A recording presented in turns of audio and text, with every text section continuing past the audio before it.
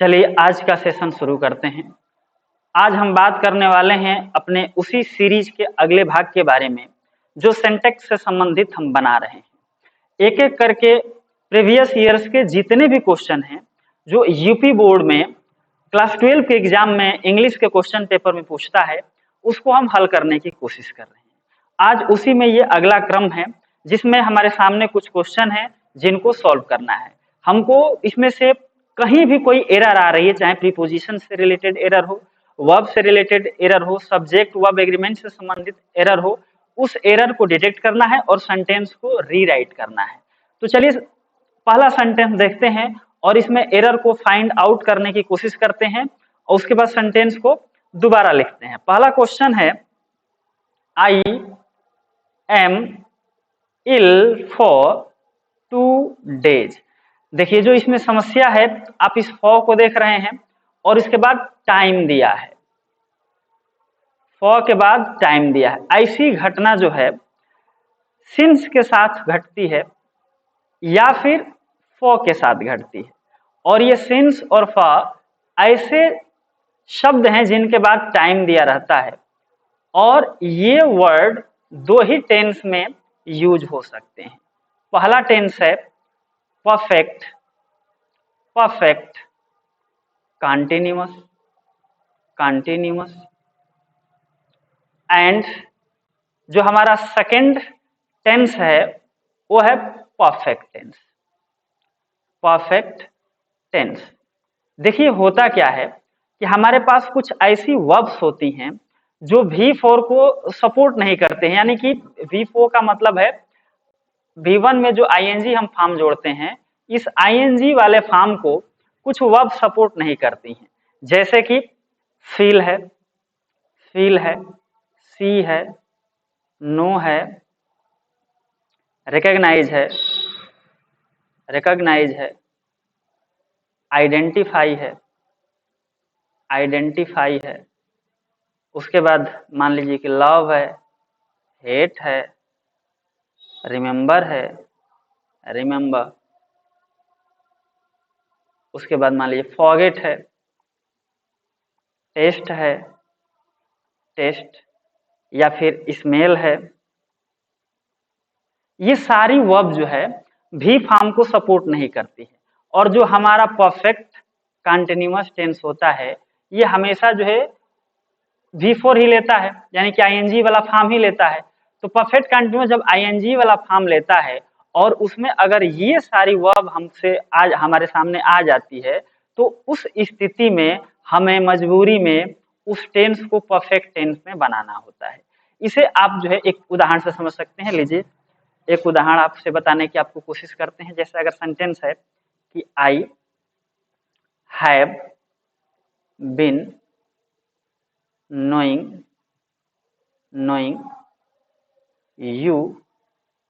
knowing you for 10 years। ठीक है, यानी कि मैं आपको जो है 10 सालों से जान रहा हूं। ऐसी स्थिति में जो हमारा ये नो वर्ड आया है, हमारी वर्ब है, ये V4 को सपोर्ट ही नहीं करेगा, यानी कि नो में यहाँ पर ING लिखना, V4 के रूप में प्रेजेंट करना गलत होगा। तो इस सेंटेंस को सही कैसे करें, क्योंकि ये जिस टेंस में हमने इसको यूज किया है हैव बीन के साथ और सिंस फॉर के प्रयोग के साथ, ये बिना ING का हो ही नहीं सकता है। तो इसको करेक्ट करने के लिए हमारे पास यही उपाय होता है कि हम एक स्टेप पीछे हटते हैं और इसको परफेक्ट टेंस में लिखते हैं। आई हैव नोन, अब ये थर्ड फॉर्म लगने लगेगा क्योंकि परफेक्ट टेंस में थर्ड फॉर्म लगता है, यू और बाकी सब उतार देंगे, फॉर 10 years। तो समस्या ये है कि हैव हमारे लिखने का एक जो है कोई नियम नहीं है कि हैव ही लिखेंगे, मजबूरी है कि नो का ING फॉर्म होता नहीं है, इसलिए हम इसको परफेक्ट में लिखेंगे। अगर यहाँ पर कोई ऐसी वर्ब होती, अगर यहाँ पर आई हैव बीन, यहाँ पर अगर प्लेइंग हो जाता, प्लेइंग, और यू की जगह पे कोई ऑब्जेक्ट हमारा क्रिकेट लिख देते, I have been playing cricket for 10 years, तो इसमें कोई दिक्कत नहीं। अब इसको हमें परफेक्ट टेंस में बनाने की कोई जरूरत नहीं। अब हम इसको ऐसे बनाएं कि I have played cricket cricket for 10 years. अब इसमें जो है हमको जो हैव प्लेड जो हम यूज किए हैं, इस क्रम में जब हमारे पास प्ले का आईएनजी फॉर्म जो है सपोर्ट कर ही रहा है, यहाँ पर सुटेबल है ये है, तो फिर हम इसको परफेक्ट टेंस में ले जाने की क्या जरूरत है। तो मतलब कहने का मतलब कि ये बेकार है। हम उन्हीं वर्ब के साथ ऐसा कार्यक्रम करते हैं, ऐसा विधान करते हैं जिसमें जो है ऐसी वर्ब आ जाए जो आईएनजी फॉर्म को ही सपोर्ट ना करे। तो ये समस्या जो है, पहली बात तो सिंस और फॉर की है। अब देखिए जो हमारे पास सेंटेंस है उसमें जो है फॉर के बाद जो है टाइम दिया हुआ है, तो ये निश्चित रूप से या तो परफेक्ट टेंस में जाएगा या परफेक्ट कंटिन्यूअस टेंस में जाएगा। अब देखिए जो एम है ये बी का ही जो है रूप होता है। अब ऐसे सेंटेंस को, चूंकि इसमें जो है हम अगर इसको बनाएंगे तो लिखेंगे आई हैव बीन, लिखना पड़ेगा I have been ill, I have been ill for 2 days. अब ये सेंटेंस जाके करेक्ट होगा, क्योंकि हैव ये जो है प्रेजेंट परफेक्ट टेंस का हेल्पिंग वर्ब हो गई और ये जो है बी का थर्ड फॉर्म हो गया। तो इसको जो है हम आईएनजी फॉर्म में नहीं बना सकते हैं, क्योंकि हमको जो है यहाँ एम देखने को मिल रहा है, तो आईएनजी फॉर्म में ये बन नहीं सकता है, तो इसको हम परफेक्ट टेंस में ले जाकर बनाएंगे। तो हो जाएगा I have been ill for 2 days. तो इस तरह से सेंटेंस जब भी आपको सिंस फॉर दिख जाए तो आप इसको या तो परफेक्ट टेंस में बनाइए या परफेक्ट कंटिन्यूअस टेंस में ले जाइए। परफेक्ट टेंस में तब ले जाते हैं जब आईएनजी फॉर्म हमारा प्रेजेंट परफेक्ट कंटिन्यूअस टेंस में प्रयोग नहीं हो पाता है। ऐसी स्थिति में चीजों को जो है हम सुधारते हैं और सिंस फॉर को देख करके इसमें जो है हम सही हेल्पिंग वर्ब का प्रयोग करते हैं। चलिए नेक्स्ट स्लाइड की तरफ चलते हैं। है कि when Harry came then his brother was not there. देखिए लिखा है कि व्हेन हरी केम, जब हरी आया तब हिज ब्रदर उसका भाई वाज नॉट देयर, वहां था ही नहीं। यानी कि जब हरी आया तो उसका भाई वहां नहीं था। अब इसमें जो हमारा ये देन यूज हुआ है ना, ये फालतू का यूज हुआ है, बिना मतलब का, सुपरफ्लोस है। यहाँ पर हमारा कामा से ही देन का सेंस निकल आता है। जब हरी आया तब हिज ब्रदर उसका भाई वाज नॉट देयर, वहां नहीं था। तो यहाँ पर जो कामा है वही देन का काम कर देता है। इस स्थिति में यह देन जो है बिना मतलब का प्रयोग हुआ है। तो अगर यहाँ से देन को रिमूव कर दिया जाए तो ये सेंटेंस करेक्ट हो जाएगा। चलिए नेक्स्ट स्लाइड की तरफ चलते हैं। नेक्स्ट है sheeps and goats are grazing in the field. देखिए बड़ी मजेदार क्वेश्चन है। ये आर का प्रयोग किया है क्योंकि शिप और गोट दो सब्जेक्ट जुड़े हुए हैं एंड से। तो एंड से जब भी दो सब्जेक्ट जुड़ते हैं तो हेल्पिंग और हमेशा प्लूरल यूज की जाती है। और ये प्रेजेंट कंटिन्यूअस टेंस है तो ग्रेज में आईएनजी भी लगाया है और बाकी कहीं कोई एरर नहीं है। एरर इसमें ये है कि जो शिप होता है उसका प्लूरल हो चाहे सिंगुलर हो, शिप ही होता है, शिप ही होता है। चाहे सिंगुलर में यूज कीजिए चाहे प्लूरल में यूज कीजिए। इसी तरह डियर भी होता है, डियर का भी सिंगुलर और प्लूरल नहीं होता है। चाहे डियर जो है एक डियर हो चाहे 2 डियर हो, डियर्स का भी यूज नहीं होता है। उसी तरह जो यहाँ शिप्स लिखा गया इसमें से एस हटा देंगे तो ये सेंटेंस हो जाएगा करेक्ट। अब यहाँ पर कोई समस्या नहीं है, आपको सिर्फ इसमें से एस हटाना है, बाकी सब ठीक है। चलिए नेक्स्ट स्लाइड की तरफ चलते हैं। Neither of them tell a lie. देखिए आइदर का प्रयोग हो, आइदर का प्रयोग हो, उसके बाद ऑफ का प्रयोग है, उसके बाद या तो नाउन आएगा, नाउन आएगा तो ये जो है काउंटेबल नाउन आता है और ये हमेशा प्लूरल आता है। आइदर हो या नाइदर हो, दोनों के सेंस में यही होता है, आइदर ऑफ या नाइदर ऑफ। इसके बाद या तो नाउन आएगा या प्रोनाउन आएगा। तो आइदर ऑफ देम जो ये प्रोनाउन यूज किया है इसमें जो है नाइदर हो चाहे आइदर हो, ये हमेशा दो की बात करते हैं। आइदर मतलब होता है दो में से एक, दो में से एक, और जो नाइदर होता है ये होता है दो में से कोई नहीं, दो में से कोई नहीं। तो चाहे वो आइदर हो चाहे वो नाइदर हो, वो दो की ही बात करते हैं, और दो की बात करते हैं, और दो में से वो भी एक की बात करते हैं, और ये दो में से किसी की भी बात नहीं करता है। तो आइदर और नाइदर सिंगुलर होते हैं, इनके साथ जो ऑफ का प्रयोग होगा उसके बाद जो नाउन आएगा या प्रोनाउन आएगा वो प्लूरल ही आएंगे। लेकिन इनके साथ चूंकि आइदर नाइदर सिंगुलर होते हैं, ये एक की बात करते हैं, तो इनके बाद जो है जो हेल्पिंग वर्ब लगती है वो सिंगुलर ही लगती है। अब देखिए neither of them tell a lie, अगर नाइदर सिंगुलर है तो फिर टेल का प्रयोग आप नहीं कर सकते हैं, आपको इसमें टेल्स लगाना पड़ेगा। ठीक है, अब देखिए जो नाइदर है, अगर ये दो में से किसी की भी बात नहीं करते, इसको मतलब हो जाएगा नाइदर ऑफ देम, उनमें से कोई भी नहीं, टेल अलाई झूठ बोलता है, उसमें से कोई भी झूठ नहीं बोलता है। तो नाइदर जो है दो में से किसी की भी बात नहीं कर रहा है, ये सिंगुलर होता है, टेल में एस जोड़ देंगे, सेंटेंस हमारा हो जाएगा करेक्ट, बाकी कोई दिक्कत नहीं है। चलिए नेक्स्ट स्लाइड में अगला है I am short in money, मतलब मेरे पास धन की कमी है। इसमें जो है कुछ समझने वाली बात नहीं है। आई एम शॉर्ट, ये शॉर्ट एक ऐसा शब्द है जो इन प्रीपोजिशन नहीं लेता है बल्कि ऑफ प्रीपोजिशन लेता है। इसी तरह से आपको पिछली स्लाइड में हम बताए थे कि डिप्राइव्ड भी है तो ये भी ऑफ लेता है, ऑफरेड है तो ये भी ऑफ लेता है। तो कुछ वर्ड ही ऐसे होते हैं जो प्रीपोजिशन के रूप में ऑफ लेते हैं, दूसरा कोई अपने मन से प्रीपोजिशन आप यूज नहीं कर सकते हैं। तो यहां से आप इन को हटाइए, ऑफ लगा दीजिए, आपका सेंटेंस हो जाएगा करेक्ट। चलिए नेक्स्ट स्लाइड की तरफ देखिए, he is angry of me. देखिए जो इसमें समस्या है, he is angry, he is very angry, he is very angry of me, वह बहुत क्रोधित है, ऑफ मी माने मुझसे, यानी कि वह मुझसे बहुत क्रोधित हैं। इसमें जो समस्या है वो यहाँ पर है। एंग्री एक ऐसा शब्द है जिसके बाद पर्सन भी आ सकता है और थिंग भी आ सकता है, थिंग भी आ सकता है।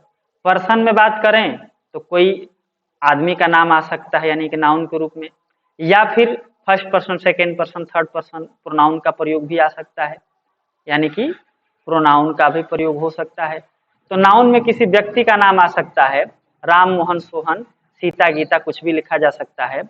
और थिंग में भी कोई चीज आ सकती है, जैसे इसी सेंटेंस को अगर हम ऐसे लिखना चाहें, he is very angry of my behaviour, of my behaviour. अब देखिए ये सेंटेंस बन गया, he is very angry of my behaviour.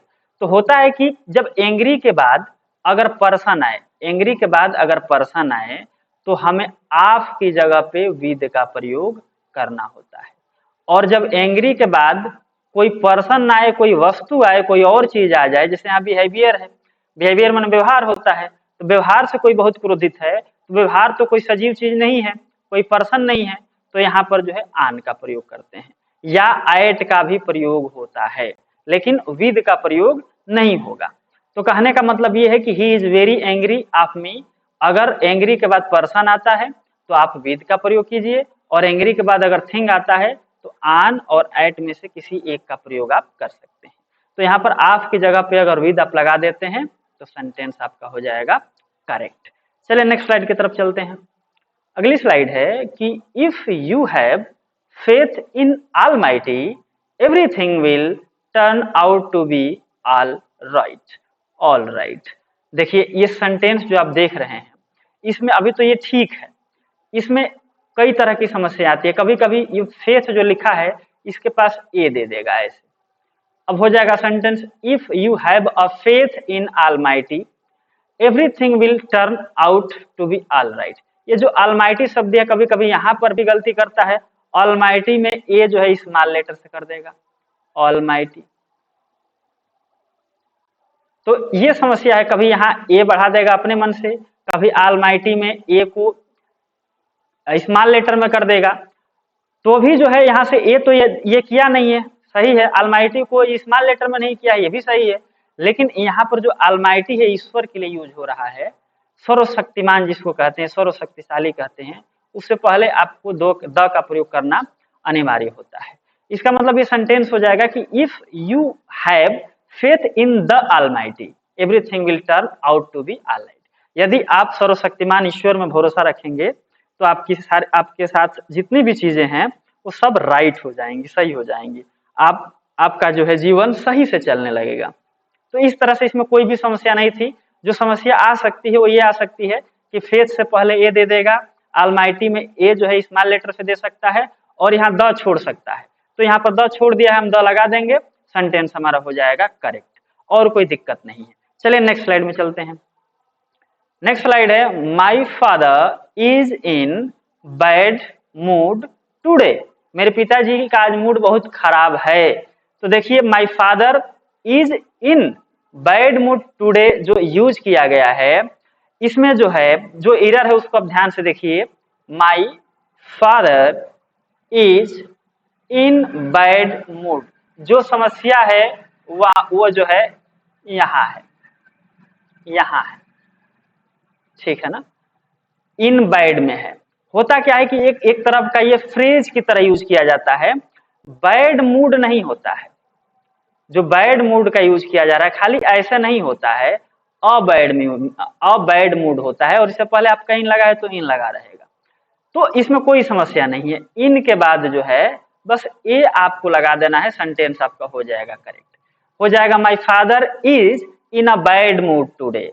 तो बैड मूड जब भी आए आप उससे पहले आर्टिकल ए का प्रयोग कीजिए, सेंटेंस आपका हो जाएगा करेक्ट, और कोई दिक्कत नहीं है, बाकी सब ठीक है। चलिए नेक्स्ट स्लाइड में चलते हैं। नेक्स्ट क्वेश्चन है he was honourably acquitted from the charge. देखिए आपको बता रहे थे कि ही वाज ऑनरेबली, उसको सम्मान पूर्वक एक्विटेड बरी कर दिया गया, फ्रॉम द चार्ज मतलब उसके ऊपर जो चार्ज लगे थे, जो आरोप लगे थे, उस आरोप से उसको इज्जत के साथ जो है छोड़ दिया गया, बाइज्जत बरी कर दिया गया।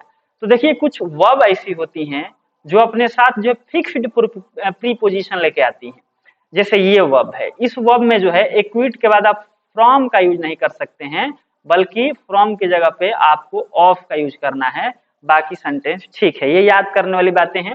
वर्ब हमें याद करनी पड़ती है कि किस वर्ब के साथ कौन सा सुटेबल प्रीपोजिशन लगता है। अगर वो प्रीपोजिशन कोई बदल के आ गया तो हमें उसको करेक्ट करना पड़ता है। सेंटेंस इसको देख करके पता नहीं लगेगा कि कहाँ प्रॉब्लम है, हर जगह हमको सही दिखेगा। लेकिन इसमें जो समस्या है वो जेन्युइन समस्या ये है कि आपको इक्विटेड के बाद प्रीपोजिशन आप का यूज करना है, ना कि फ्रॉम का। चलिए ये भी क्वेश्चन हो गया सॉल्व, पहुंचते हैं नेक्स्ट क्वेश्चन की तरफ। नेक्स्ट है the downfall of this kind is to be attributed to nothing else than pride. देखिए बड़ी जबरदस्त क्वेश्चन है। द डाउनफॉल यानी कि जो गिरावट होती है ऑफ दिस काइंड में इस प्रकार की, इज टू बी एट्रीब्यूटेड, ये जो है एट्रीब्यूट होता है, मतलब ये कारण बनती है, टू नथिंग कुछ भी नहीं होता है, इल्स बल्कि देन प्राइड यानी कि प्राइड के अलावा दूसरा कोई कारण नहीं होता है। तो यहाँ देन की जगह जो है बट का प्रयोग किया जाता है।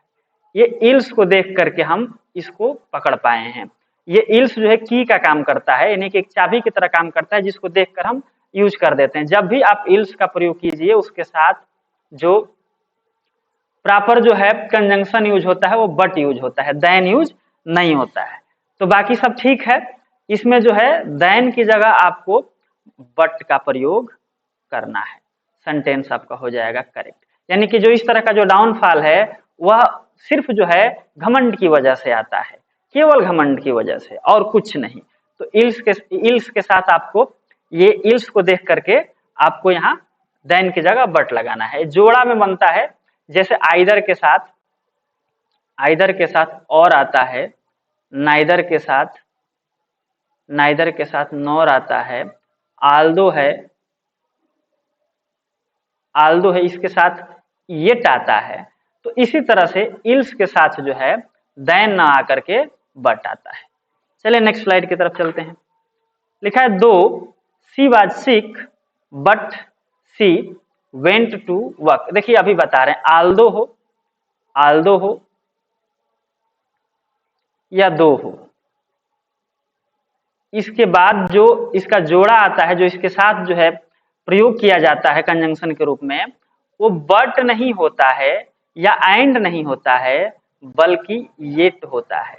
तो आल्दो हो चाहे दो हो, उसके साथ आप एट का प्रयोग कीजिए। देखिए यहाँ पर इसने गलती किया है बट का प्रयोग करके, यहाँ पर येट का प्रयोग कर देंगे, हमारा सेंटेंस सही हो जाएगा।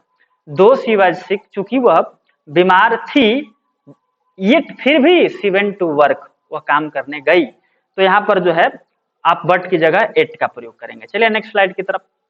One of his family members is brigadier. देखिए जब भी वन का प्रयोग किया जाता है उसके बाद हमारा जो नाउन आता है वो हमेशा प्लूरल आता है। प्लूरल दिया है कोई दिक्कत नहीं है, क्योंकि वन यहाँ हमारा सब्जेक्ट के रूप में काम कर रहा है। जब भी प्रीपोजिशन आए तो प्रीपोजिशन के बाद जो भी सब आता है उसको प्रीपोजिशन का ऑब्जेक्ट कहा जाता है, यानी कि वो कभी सब्जेक्ट का काम नहीं कर पाएगा। यानी कि ये ऑब्जेक्ट है तो ये सब्जेक्ट नहीं बन पाएगा। अब सब्जेक्ट हमारा वन बनेगा, वन सिंगुलर है तो सिंगुलर है तो यहाँ इज का प्रयोग होना चाहिए, जो कि किया है। तो फिर गलती क्या है? गलती इसमें यह है कि देखिए यहाँ पर है of his family members, his family members, ऐसा कोई शब्द नहीं होता है, इसको बनाना पड़ेगा वन ऑफ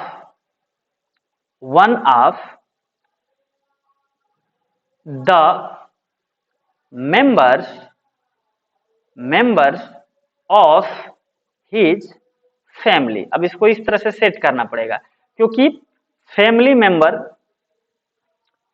मेंबर्स टाइप का कोई शब्द जो है नहीं होता है। फैमिली मेंबर्स आप इसको ग्रामर में लिखते समय the members of the family का प्रयोग कर सकते हैं, तो इसमें कोई समस्या नहीं है। समस्या बस ये फैमिली मेंबर इसको जो है बदलने की है। हिज फैमिली मेंबर्स की जगह पे the members of his family लिख देंगे तो आपका सेंटेंस जो है करेक्ट हो जाएगा। चलिए नेक्स्ट स्लाइड की तरफ चलते हैं। I have disposed of my house. देखिए यहाँ पर जो आई हैव है ये प्रेजेंट परफेक्ट टेंस को डिनोट कर रहा है, और प्रेजेंट परफेक्ट टेंस में डिनोट करने की वजह से जो ये डिस्पोज्ड यूज हुआ है ये V3 में होना चाहिए, जो कि V3 में है ही। लेकिन समस्या देखिए यहाँ पर है, ये जो ऑफ का प्रयोग होता है ये जो है नहीं होता है, बल्कि एक ऑफ का प्रयोग होता है। डिस्पोज मतलब होता है छोड़ देना, और छोड़ देना का मतलब ये है कि यहाँ पर ऑफ का यूज करेंगे, ना कि OFF का। अगर आप ऐसा करते हैं तो गलत हो जाएगा। तो सेंटेंस हमारा सही होगा, बस इस OFF को यहाँ से हटाइए और यहाँ पर O ऑफ का प्रयोग कीजिए, आपका सेंटेंस हो जाएगा करेक्ट। चलिए नेक्स्ट स्लाइड की तरफ चलते हैं। They sat under the shade of the trees.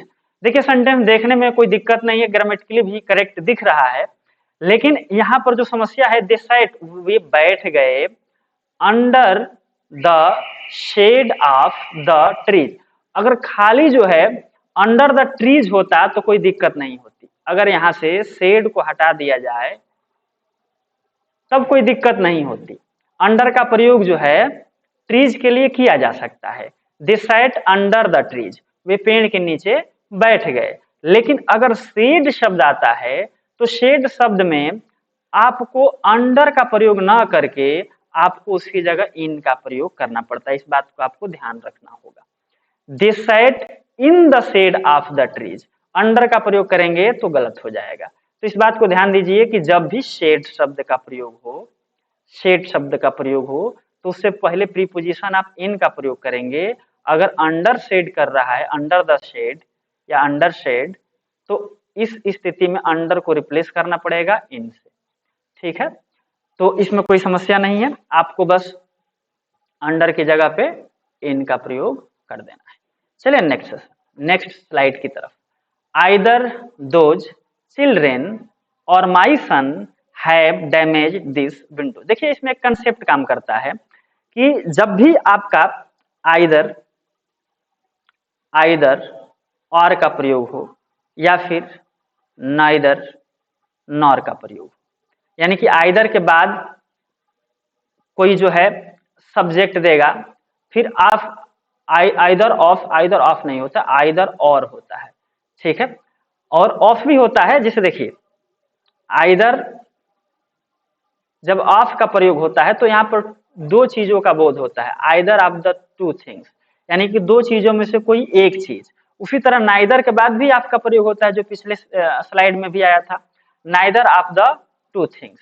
इसका मतलब ये हो जाएगा कि either of the two thing, neither of the two things, मतलब दो चीजों में से एक, आइदर एक को रिप्रेजेंट करता है, आइदर एक को रिप्रेजेंट करता है, और नाइदर दो में से किसी को भी नहीं रिप्रेजेंट करता है। ये दो में से एक, ये दो में से किसी को नहीं। लेकिन इनका प्रयोग जो है कंजंक्शन के रूप में होता है, तो आइदर के साथ आर का जोड़ा बनता है और नाइदर के साथ नॉर का जोड़ा बनता है। ऐसी स्थिति में आइदर के बाद भी एक सब्जेक्ट आपको देखने को मिलेगा और नाइदर के बाद भी सब्जेक्ट देखने को मिलेगा। उसी तरह से आर के बाद भी एक सब्जेक्ट आपको देखने को मिलेगा और नॉर के बाद भी एक सब्जेक्ट देखने को मिलेगा। ऐसी स्थिति जब भी आती है, जब आपके सामने ऐसी सिचुएशन हो कि आइदर दिया हो, उसके बाद और दिया हो, उससे पहले भी एक सब्जेक्ट हो, उसके बाद भी एक सब्जेक्ट हो, तो यहाँ पर जो हेल्पिंग वर्ब यूज होगी वो आर के बाद वाले सब्जेक्ट के हिसाब से होगी।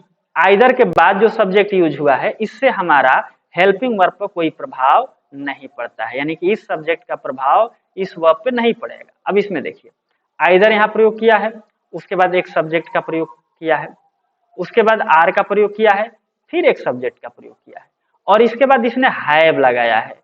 जबकि कंसेप्ट ये कहता है कि आर के बाद जो नाउन यूज होता है, इसके हिसाब से यहाँ हेल्पिंग वर्ब लगेगी। तो माय सन सिंगुलर है, तो यहाँ पर जो है हमको इसकी सिंगुलर वर्ब हैज देना पड़ेगा। ठीक है, चलिए नेक्स्ट स्लाइड की तरफ चलते हैं।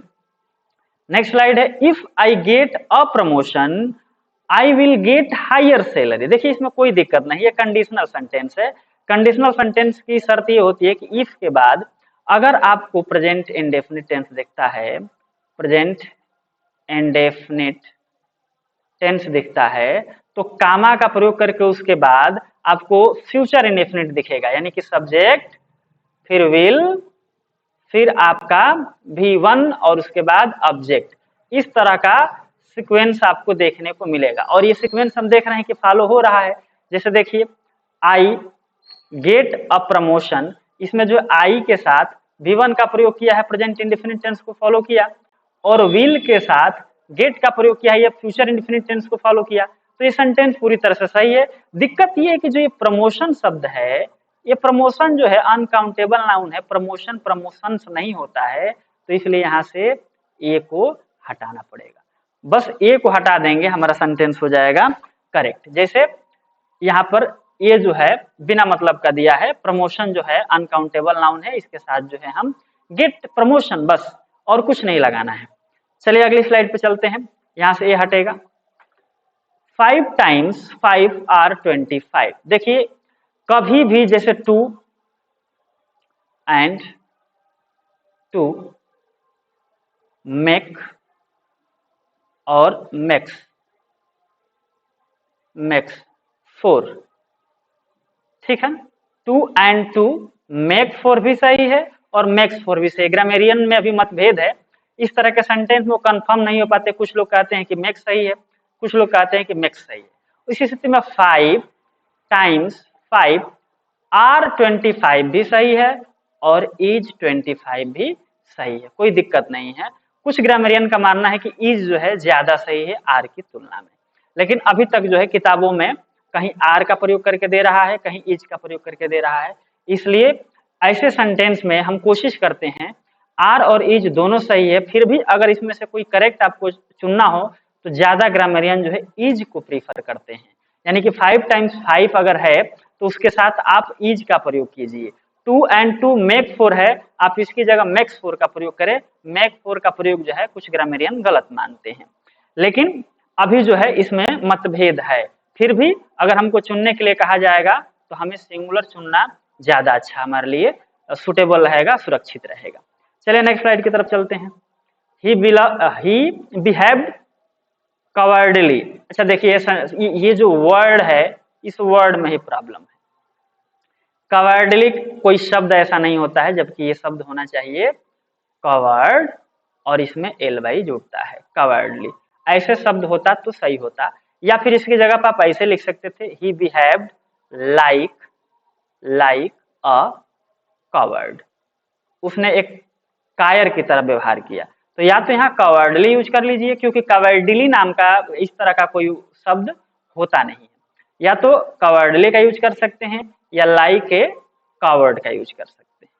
चलिए नेक्स्ट स्लाइड पे चलते हैं। Due to illness I can not go to school. देखिए इसमें बहुत बड़ा कंसेप्ट है। आई कैन नॉट, देखिए कभी भी आप जब कैन नॉट लिखिएगा तो कैन नॉट का प्रयोग अलग अलग मत करिएगा। कैन अलग और नॉट अलग नहीं लिखा जाता है। इस स्थिति में कैन और नॉट एक ही में लिखा जाता है, या फिर इसको ऐसे लिखा जाता है एपोस्ट्रोफी का प्रयोग करके, कांट। तो ये सेंटेंस बिल्कुल सही है, I can not go to school. अब इधर देखते हैं, ड्यू टू इलनेस माने बीमार होने के कारण, बीमारी के कारण। होता ये है कि इसमें काज और इफेक्ट का मामला होता है, काज और इफेक्ट का मसला होता है। देखिए वो बीमार पड़ गया तो उसका शरीर उस चीज में जो है बाधित हो गया, उसके शरीर पर उस चीज का प्रभाव पड़ा और उसके बॉडी पर उस चीज का प्रभाव पड़ा, यानी कि डायरेक्ट अपने शरीर पर उस प्रभाव को ले रहा है और उसकी वजह से वो जो है स्कूल नहीं जा सका। तो इस स्थिति में जब बॉडी पर उसका असर आए तो ड्यू टू का प्रयोग नहीं करते हैं, बल्कि इसकी जगह पे ओइंग टू का प्रयोग करते हैं। Owing to. कभी भी ऐसी सिचुएशन जिसमें आपके बॉडी पर कोई असर हो रहा हो और उसकी वजह से कोई परिणाम निकल रहा हो, कोई इफेक्ट आ रहा हो, तो फिर बॉडी पर होने वाले जो परेशानी है, दिक्कत है, जो कारण है, उसके लिए आप ड्यू टू की जगह ओइंग टू का प्रयोग कीजिए। ठीक है, जैसे एक उदाहरण से समझते हैं। अगर लिखेंगे ओइंग टू माई अनपेड फी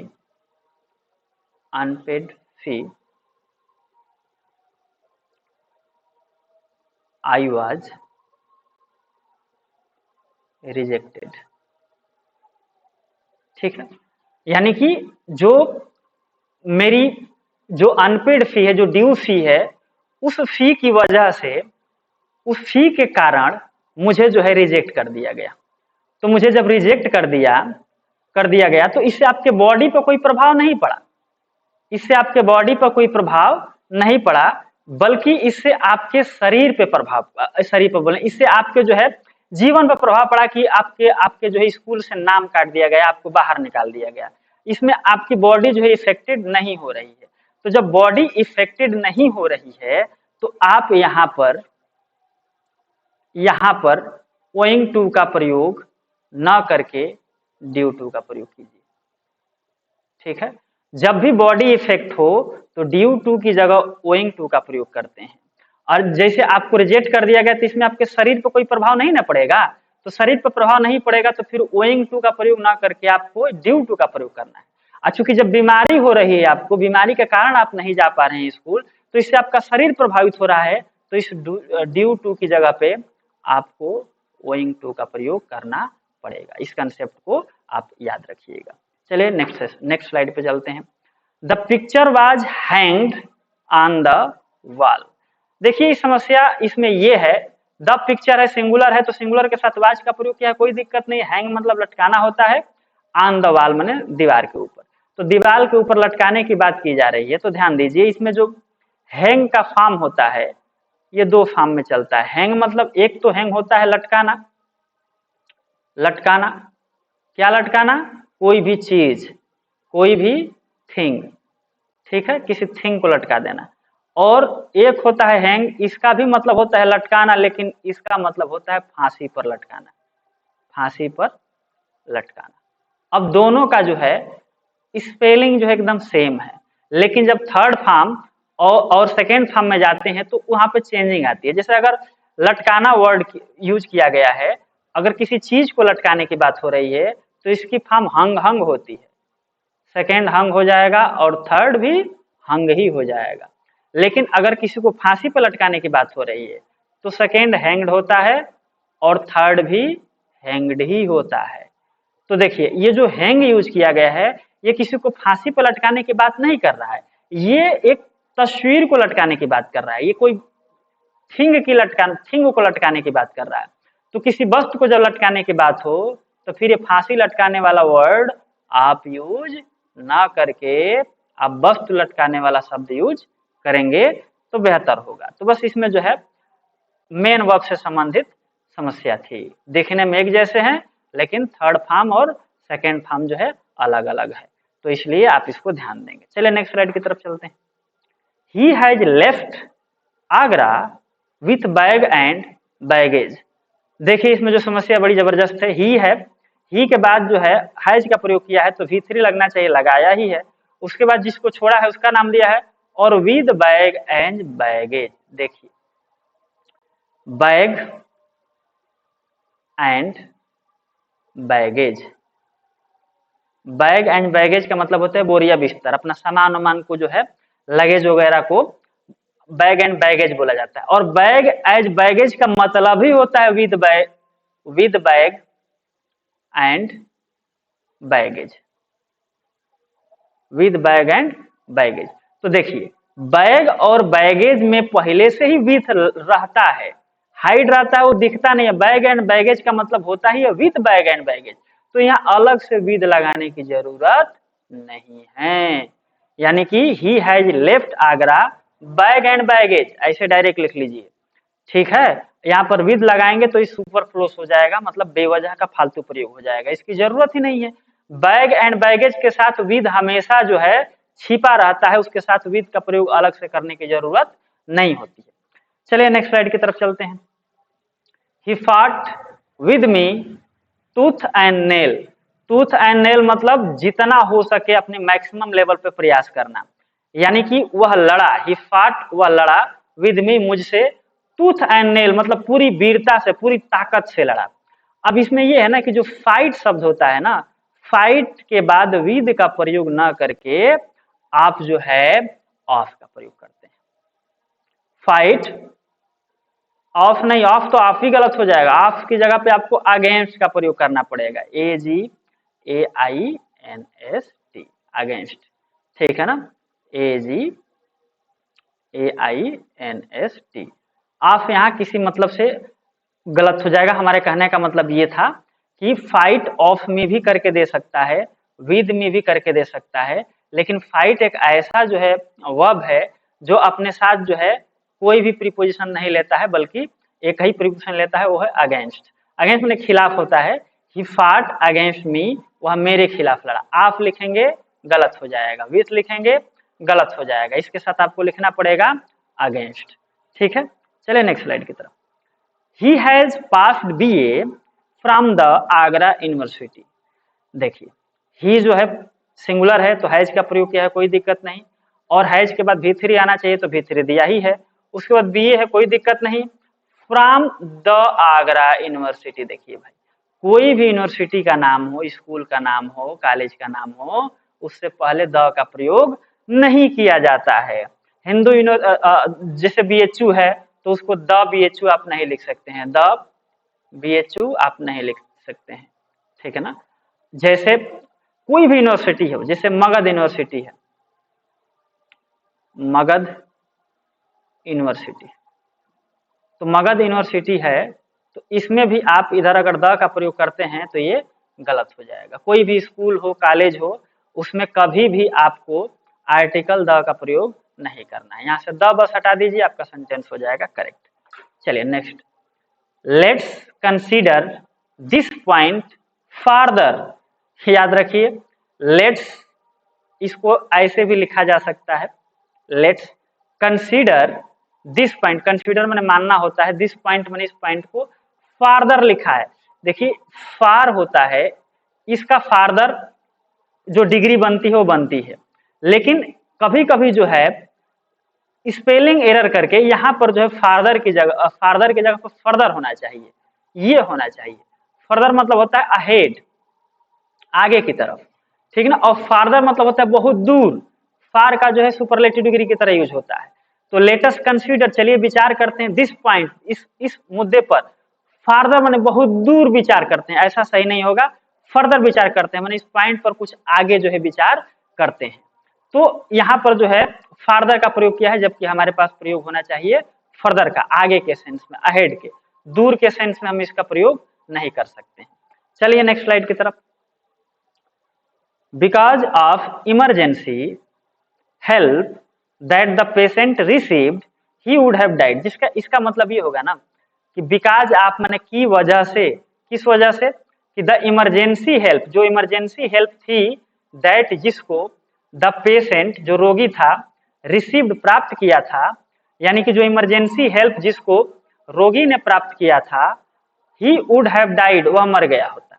यानी कि जो इमरजेंसी हेल्प प्राप्त किया था उसके कारण, बिकॉज ऑफ माने होता है के कारण, यानी कि जो इमरजेंसी हेल्प उसको मिली थी उसके कारण द पेशेंट रिसीव, जो कि पेशेंट ने रिसीव किया उसके कारण ही वुड हैव डाइड, वह मर गया होता। भाई इमरजेंसी हेल्प मिली है तो जिंदा हो गया होता ना, मर गया नहीं होता। तो जो बिकॉज ऑफ यहाँ पर यूज किया है ये गलत यूज किया है, इसकी जगह पे आपको बट फार का यूज करना होगा, बट फार। अब देखिए इसका मतलब क्या होता है समझ लीजिए, बिकॉज ऑफ मतलब होता है के कारण, बिकॉज ऑफ मतलब होता है के कारण, और आपका बट फार अगर लिखा है तो हो जाएगा कि कमी के कारण, ये कमी के बिना, ठीक ना। तो कहने का मतलब because of the emergency help, यानी कि जो इमरजेंसी हेल्प मिली थी अगर उसकी कमी हो जाती तो उसके कारण द पेशेंट जो रिसीव किया मैंने उस इमरजेंसी हेल्प को प्राप्त किया, अगर उसकी कमी कर दी गई होती, वो नहीं मिली होती, उससे स्केप हो जाता, उससे जो है मरहूम रह जाता, तो ही वुड हैव डाइड, तो वह जो है वह मर गया होता। तो बट फार का मतलब होता है कि उसकी कमी हो जाने के, उसकी कमी के बिना, उसके अनुपस्थिति में, ठीक ना, उसकी अनुपस्थिति में, बट फार का मतलब उसकी अनुपस्थिति में। Because of the emergency help, यानी कि बिकॉज ऑफ की जगह आपको यूज करना है बट फार। बट फार का मतलब हो जाएगा कि जो इमरजेंसी हेल्प थी उसकी कमी के कारण, यानी अगर वो नहीं मिली होती तो जो पेशेंट था वो मर गया होता।